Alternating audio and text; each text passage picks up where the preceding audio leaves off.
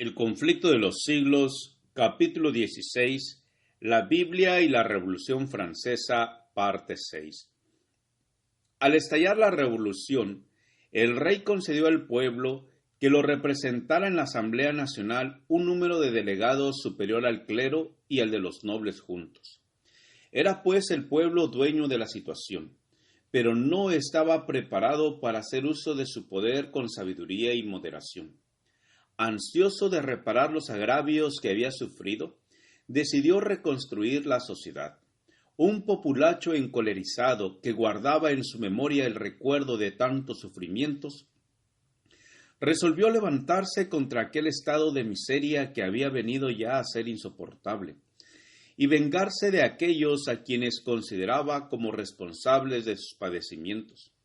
Los oprimidos, poniendo en práctica las lecciones que habían aprendido bajo el yugo de los tiranos, se convirtieron en opresores de los mismos que antes les habían oprimido. La desdichada Francia recogió con sangre lo que había sembrado. Terribles fueron las consecuencias de su misión al poder avasallador de Roma.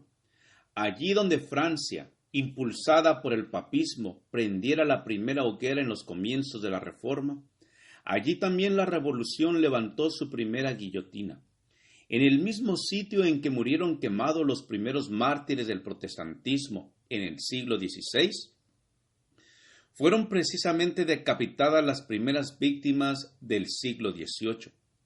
Al rechazar Francia el evangelio que le brindaba bienestar, franqueó las puertas de la incredulidad y a la ruina. Una vez desechadas las restricciones de la ley de Dios, se echó de ver que las leyes humanas no tenían fuerza alguna para contener las pasiones, y la nación fue arrastrada a la rebeldía y a la anarquía. La guerra contra la Biblia inició una era conocida en la historia como el reinado del terror. La paz y la dicha fueron desterradas de todos los hogares y de todos los corazones. Nadie tenía la vida segura. El que triunfaba hoy era considerado al día siguiente como sospechoso y le condenaban a muerte. La violencia y la lujuria dominaban sin disputa. El clero, el rey y la nobleza tuvieron que someterse a las atrocidades de un pueblo excitado y frenético. Su sed de venganza subió de punto cuando el rey fue ejecutado, y los mismos que decretaron su muerte le siguieron bien pronto al cadalso. Se resolvió matar a cuantos resultasen sospechosos de ser hostiles a la revolución. Las cárceles se llenaron y hubo en cierta ocasión dentro de sus muros más de 200,000 presos. En las ciudades del reino se registraron crímenes horrorosos. Se levantaba un partido revolucionario contra otro, y Francia quedó convertida en inmenso campo de batalla, donde las luchas eran inspiradas y dirigidas por las violencias y las pasiones. En París sucedíanse los tumultos uno a otro y los ciudadanos divididos en diversos partidos. No parecían llevar a otra mira que al exterminio mutuo. Y para agravar más aún la miseria general, la nación entera se vio envuelta en prolongada y devastadora guerra con las mayores potencias de Europa. El país estaba casi en bancarrota. El ejército reclamaba pagos atrasados. Los parisienses se morían de hambre. Las provincias habían sido puestas a saco por los bandidos y la civilización casi había desaparecido en la anarquía y la licencia. Harto bien habían aprendido el pueblo las lecciones de crueldad y de tormento que con tanta diligencia Roma le enseñara. Al fin había llegado el día de la retribución. Ya no eran los discípulos de Jesús los que eran arrojados a las mazmorras o a la hoguera. Tiempo hacía ya que éstos habían perecido o que se hallaban en el destierro. La despiadada Roma sentía ya el poder mortífero de aquellos a quienes ella había enseñado a deleitarse en la perpetración de crímenes sangrientos. El ejemplo de persecución que había dado el clero de Francia durante varios siglos se volvía contra él con señalado vigor. Los cadalsos se teñían con la sangre de los sacerdotes. Las galeras y las prisiones en donde antes se confinaban a los hugonotes se hallaban ahora llenas de los perseguidores de ellos. Sujetos con cadenas al banquillo del buque y trabajando duramente con los remos, el clero católico romano experimentaba los tormentos que antes con tanta prodigalidad infligiera a su iglesia a los mansos herejes.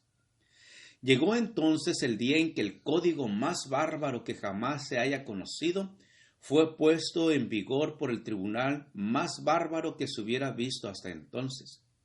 Día aquel en que nadie podía saludar a sus vecinos, ni a nadie se le permitía que hiciese oración, so pena de incurrir en el peligro de cometer un crimen digno de muerte.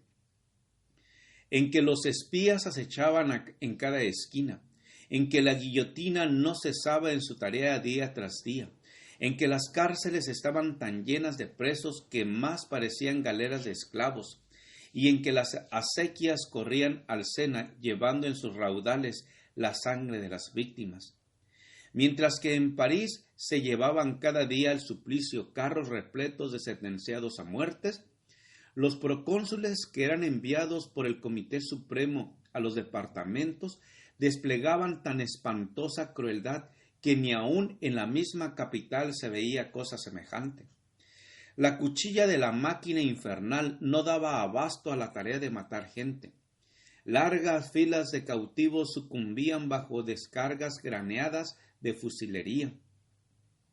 Se abrían intencionalmente boquetes en las barcazas sobrecargadas de cautivos. Lyon se veía convertido en desierto. En Arras ni aún se concedía a los presos la cruel misericordia de una muerte rápida. Por toda la ribera del Loira, río abajo desde Saumur al mar, se veían grandes bandas de cuervos y milanos que devoraban los cadáveres desnudos que yacían unidos en abrazos horrendos y repugnantes. No se hacía cuartel ni a sexo ni a edad. El número de muchachos y doncellas menores de 17 años que fueron asesinados por orden de aquel execrable gobierno se cuenta por centenares. Pequeñuelos arrebatados del regazo de sus madres eran ensartados de pica en pica entre las filas jacobinas. En apenas 10 años perecieron multitudes de seres humanos. Todo esto era del agrado de Satanás. Con este fin había estado trabajando desde hacía muchos siglos.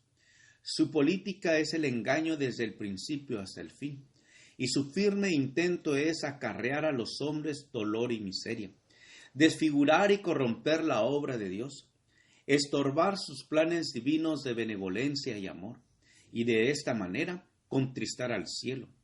Confunde con sus artimañas las mentes de los hombres y hace que éstos achaquen a Dios la obra diabólica, como si toda esta miseria fuese resultado de los planes del Creador. Asimismo, cuando los que han sido degradados y embrutecidos por su cruel dominio alcanzan su libertad, los impulsa al crimen, a los excesos y a las atrocidades, y luego los tiranos y los opresores se valen de semejantes cuadros de libertinaje para ilustrar las consecuencias de la libertad. Cuando un disfraz del error ha sido descubierto, Satanás le da otro, y la gente lo saluda con el mismo entusiasmo con que escogió el anterior. Cuando el pueblo descubrió que el romanismo era un engaño, y él, Satanás, ya no podía conseguir por ese medio que se violase la ley de Dios, optó entonces por hacerle creer que todas las religiones eran engañosas y la Biblia una fábula, y arrojando lejos de sí los estatutos divinos, se entregó a una iniquidad desenfrenada. Gracias por escuchar este audio. Te invito a escuchar el siguiente capítulo. Jehová te bendiga y te guarde. Jehová haga resplandecer su rostro sobre ti y tenga de ti misericordia. Jehová alce sobre ti su rostro y ponga en ti paz. Con aprecio, el pastor Juan Manuel Flores Espinosa.